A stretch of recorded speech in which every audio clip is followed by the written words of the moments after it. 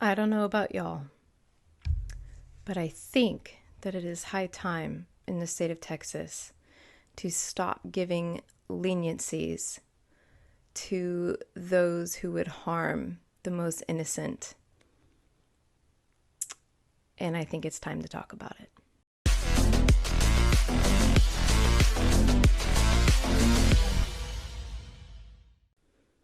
Hello, everybody. This is a different kind of podcast tonight.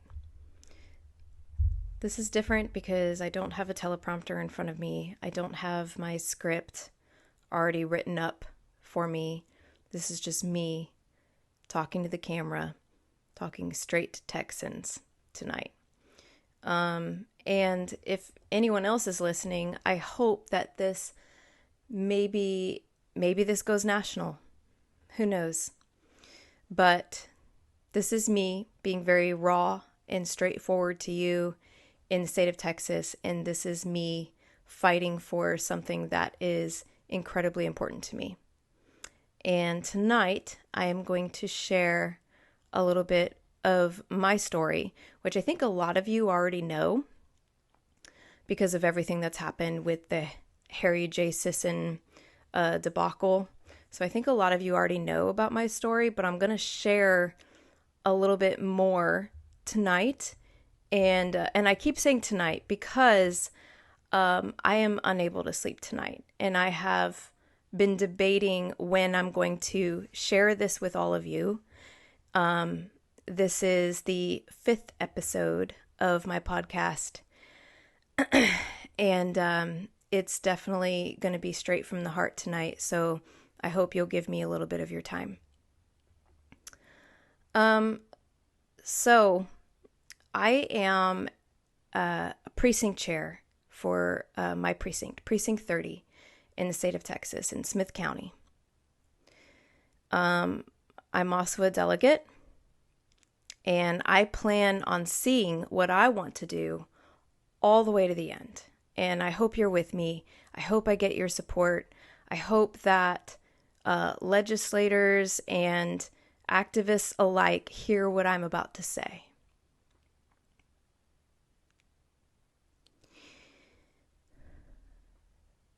So I was in the military. I was in the Army. When I got out of the Army, I married a Marine. And yes, I was warned that I shouldn't be marrying, I was in the Army and Marines don't mix, whatever, This is no dig on the Marines whatsoever. But I was told, no, you shouldn't do that. And I did it anyway. I did it because I cared about this man. I loved this man. I was young. I was dumb. And I thought that this was going to be my future. At the time, I had a little girl. I was a single mother of a little girl named Jasmine. She was only a couple years old, actually a few years old, when we got married. It didn't last very long. We were married for a couple of years, and he was very abusive towards me. He was verbally, mentally, and physically abusive towards me. I will never forget the night that he told me that if I ever tried to leave him, that he would take my children away from me. That was his biggest threat. I'm going to take your children away from you if you ever try to leave. And he was out of the Marines, but he was a police officer. And it was me just being a stay-at-home wife at the time. I believed him. So I stayed with him probably a lot longer than I should have. And what's sad is at the time, I would deal with his abuse. I would deal with his verbal, physical, and mental abuse on a constant basis because I was a broken woman and I thought I didn't deserve any better. I thought I couldn't get any better. And so I stayed with him for a while. But as a mother, I began to see how he was treating my daughter and my son, because we had a son together. And he was cruel to them. He was never around, but when he was around, he would yell, he would flick them with his finger, like he just did cruel things, unneeded things, especially when it came to my daughter. My daughter's name is Jasmine. She has pituitary dwarfism, or growth hormone deficiency. She's very, very small for her age. She's been that way since she was born. And she's my little fireball, and I love her to death.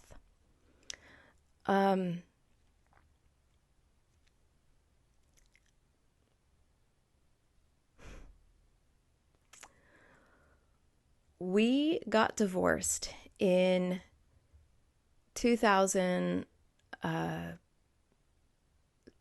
I want to say. 2011, 2012. My son was about 2 years old, and Jasmine was 7. And when I finally decided to separate from him, it wasn't me just leaving him. It was my friends who rallied behind me and was like, no, we're going to get you out of this situation, because it wasn't good for us. And I appreciate everything that my friends did at the time. But as many of you know, and you can go back into my prior X posts, and you can go my Twitter posts, whatever you want to call it, and see just how horrible of a situation it was. But I literally had to fight for my children, because like he said, he was going to take my children away. He tried to. He desperately tried to take my children away. And I didn't understand why he wanted my daughter so bad. Like, I understood my son because that was his biological child, but he was fighting for the both of them. And when we were married, he never attempted to adopt her or even treat her well. It was just odd to me that he wanted her so bad. And I was like, this is strange. You've never cared about her during the time that we were married. And so it was just weird that he was fighting so hard in court to take my children away from me. He almost succeeded, because he smeared me. He tried to make me look like a bad mother. He tried to make me look like I was an abuser, like I was a drug addict, which I haven't. To be perfectly transparent, I have not touched drugs since I was a teenager. And since prior to me being in the military, and he insisted that I was a drug user, that I needed to be tested for drugs and alcohol and everything else. And he almost succeeded in taking my children away. However, during that time, I did win custody of my children. I actually ended up with full custody of my children. So let's fast forward a few years. He was a police officer working in this area in East Texas. And he had weekend custody. So for whatever reason, the judge granted my ex-husband custody of both children for weekends.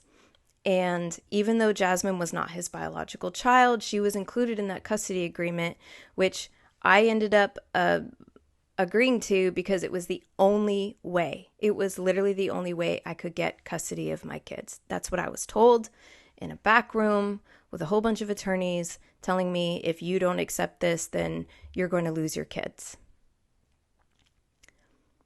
But it finally got to the point during our custody agreement, after we had been divorced for a while, that I was hearing outcries from mostly Jasmine that he was being very abusive and that he was neglectful and that he was drinking heavily and that And these were outcries from my children. So I decided that I wasn't going to let him see them anymore, and they could drag me away. They could take me away in handcuffs if they wanted to, but I was not going to let my children go be with him anymore.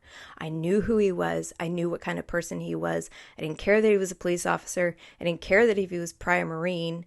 I didn't care. I had seen and heard with my own eyes what kind of person he was. Multiple times he would show up to get his weekend with the children, and I told him, no, you can call the police. You can have me arrested. It's not going to happen because I'm hearing outcries from my children. I would much rather go to court and provide witness statements of those who have also heard what my children have had to say. And he would always call the police on me, and the police would show up every single time, and they would always say, this can be handled in court. There's nothing we can do. And so I dealt with that for a while until after a while, he kind of gave up, and he didn't fight to see them any longer. Fast forward a few years down the line, my daughter was dealing with so many things as she entered into teenhood. I could tell that something was wrong, but I didn't know what it was. I could tell that she had been through some trauma, but I didn't know what it was at the time. You have to understand, this was before I got involved in politics. This was before I understood everything that happens to someone who has been abused in the way that she was. And I was just trying to do right by my child.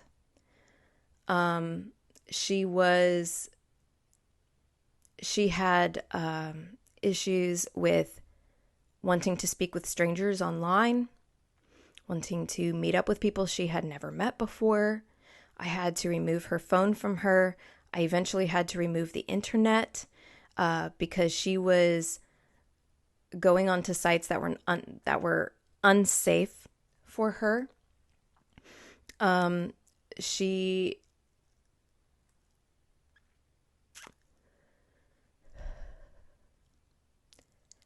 had a very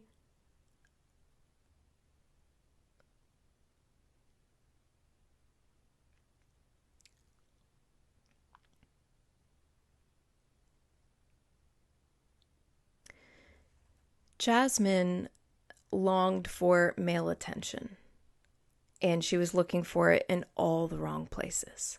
And I knew she was, and I tried to protect her from that. And there was a night where she finally came to me and said, "Mom, I need to talk to you." And then she told me all of the horrible things that my ex-husband had done to her. And I'm not going to get into detail, but he had sexually molested her multiple times. Not just while we were married, but during the time that I was fighting for custody, during the time that they were with him while I was fighting for custody of my children. And it was very sick, and it was horrific to hear all the intricate details of what had happened to her. I immediately called the police. I immediately made sure that an investigation got started. At this point, he had been married 3 times. I was his first wife. He had gotten married a second time, had 3 more children, and was on his 3rd wife, and had already had 2 more children. And he was still a police officer. And I called the police. They came and they interviewed my daughter. They sent her case to Special Victims Unit, where she was interviewed again. She was then sent to the Children's Advocacy Center in Smith County, where she had to tell her story again and again and again. CPS was involved. They listened to her story.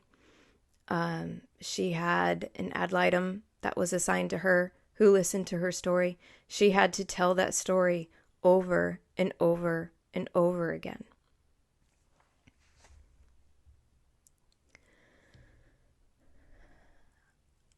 I was then told that they had enough information to charge him with aggravated sexual assault on a minor.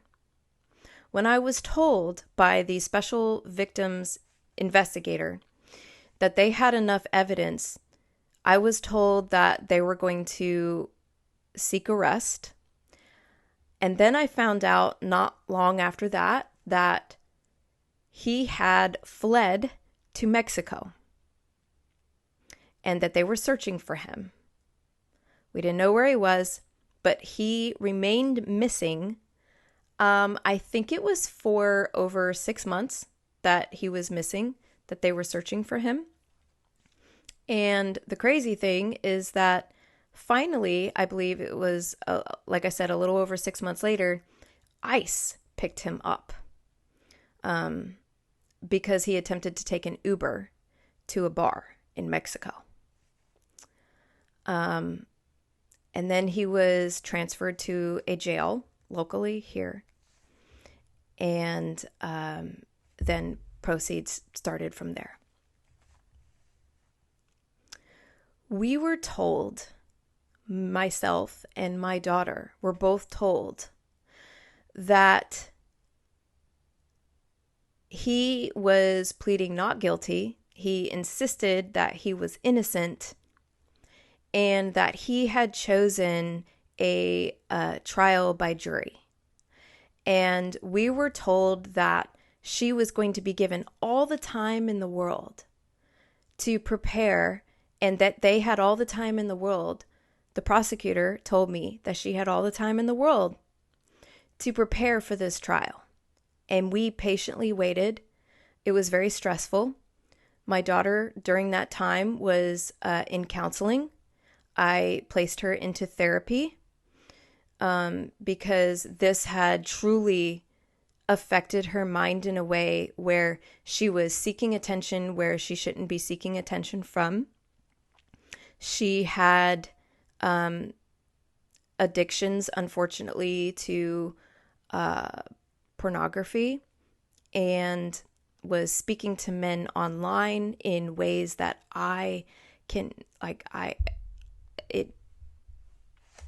it was very disturbing to me.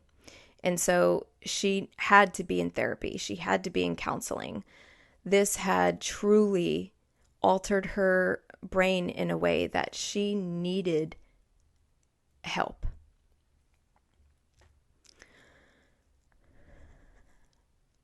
Again, we were told that we had at least 6 months plus to be prepared for a trial by jury. And from what I understood, it was a slam dunk. Not only were there statements from my daughter, Jasmine, there were other statements by multiple other women, including women that he had apparently spoken to on cases that he was working on as a police officer, that had outcried and said that he had been inappropriate with them. And we had all these statements. We had everything ready to go. And then one night, I received a phone call from the prosecutor. And the prosecutor told me that somehow my ex-husband, his name is Brian, somehow my ex-husband and his defendant, his public defender, had moved the trial date up, and it was going to be heard in 2 days. 2 days. Yes, you heard me correctly. This trial was to be had in the Wilco judicial system. So this was about 4 hours from where we live. So we would have had to travel up there. The 4 hours of travel more than likely would have had to get a hotel and stay there for however long that trial took. So it would have taken a very long amount of time out of our lives. And she was not prepared in any way. She was still a minor at the time. She was not prepared in any way. She was not prepared for cross-examination. She was not prepared to take the stand and sit in front of a bunch of strangers and have to tell her traumatic, horrific story of what happened to her when she was 6 and 7 years old. This is when this happened to her, when she was 6 and when she was 7 years old. She would have to tell that story again. She would have to be cross-examined by his public defender. She was not prepared for this. And as a mother, I was left with two choices. I was told that either she take the stand in 2 days, or I accept a plea bargain. He was plea bargaining at this point. We could either go to court, go to trial, and he was going to plead not guilty, or he was going to plead guilty and he was going to accept a plea bargain for 15 years and getting out on parole in 9. This seemed incredibly unfair to put on me, to put on my daughter, to put on our whole family. But we were expected to make this decision. In the state of Texas, with what he was being accused of, if he had been convicted, he would have received life in prison. That is the normal sentence in the state of Texas for what he did. That is what is in the books. That is what is law in the state of Texas. Life in prison.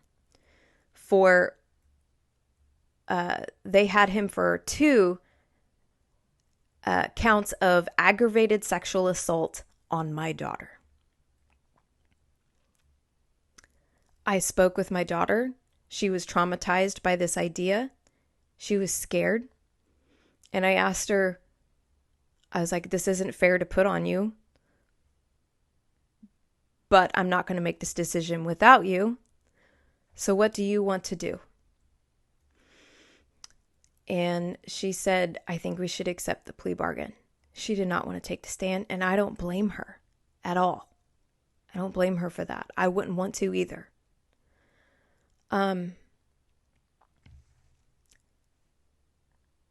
So I called the prosecutor back, and I told him that we accept his plea bargain of 15 years. Parole in 9.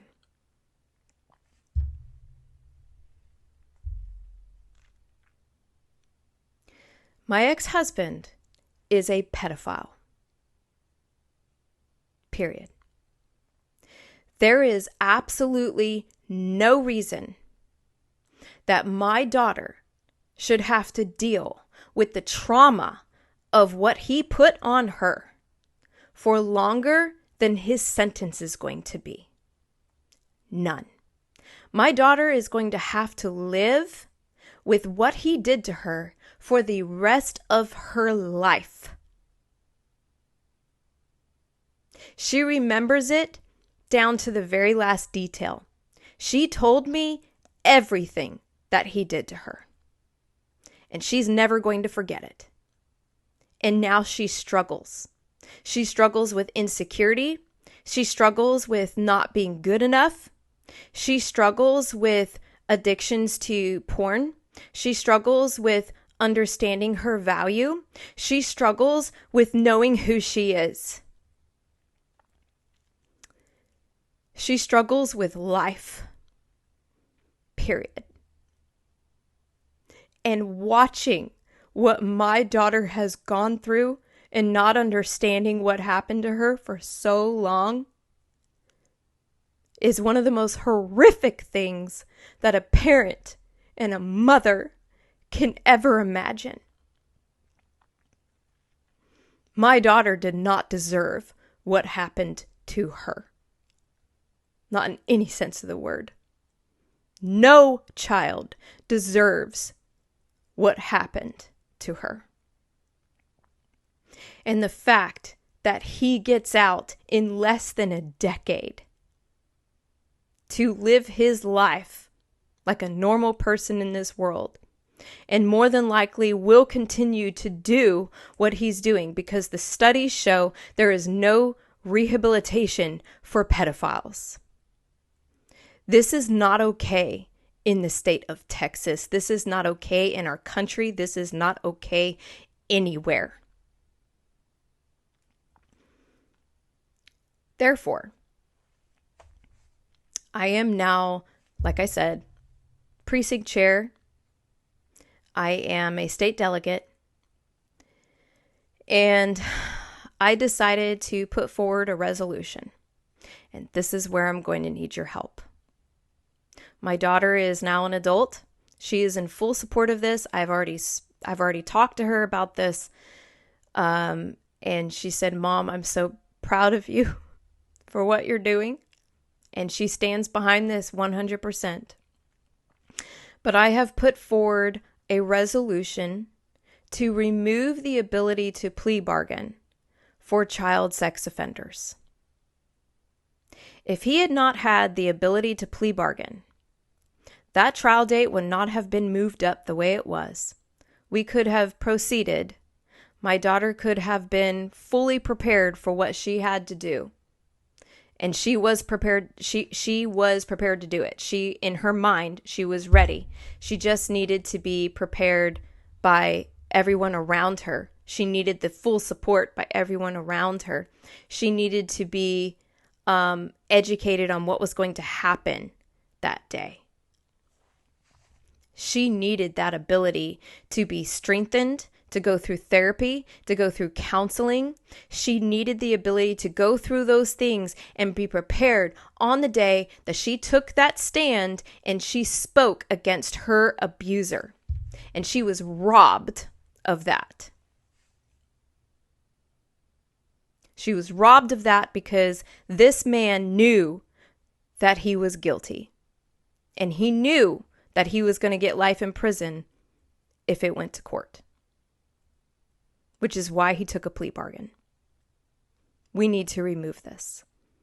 This cannot happen anymore. And I can promise that there are more parents and that there are more mothers and fathers who have gone through the exact same thing I have. And there are so many children that have gone through the exact same thing that my child has gone through. This is not justice. And we need justice for these children. So my resolution that I presented to precinct convention and county convention passed with flying colors. And again, it is to remove the ability to plea bargain from child sex offenders, specifically those who are charged with aggravated sexual assault against a minor, which is what my ex-husband was charged with. So I am asking you for your support. I am asking you to spread this story far and wide. I am asking you for your support when I take this to state convention, when I take this to, hopefully, Texas legislation. I am asking for legislators to look at this and help me. I don't care if this bill needs to be tweaked in some way.